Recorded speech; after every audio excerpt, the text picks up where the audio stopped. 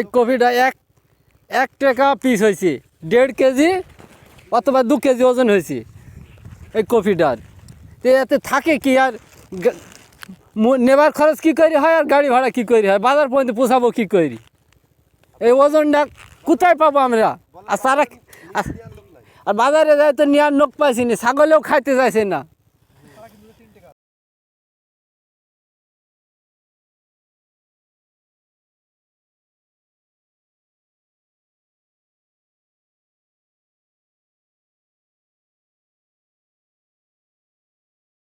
ফুলকপি শীতকালীন সবজি হলেও বর্তমান সময়ে মেহেরপুরে প্রায় সারা বছরই ফুলকপি পাওয়া যায়।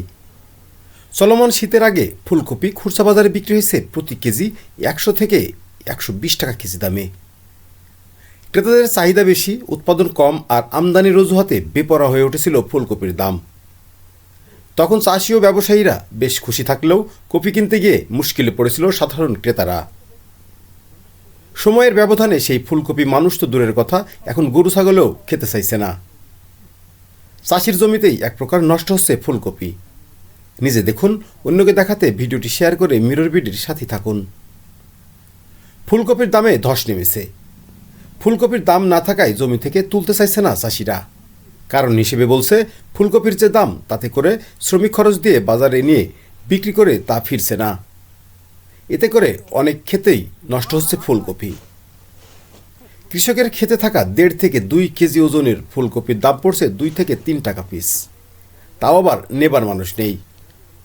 অনেকে কপির জমি ভেঙে অন্য ফসল চাষ করছে।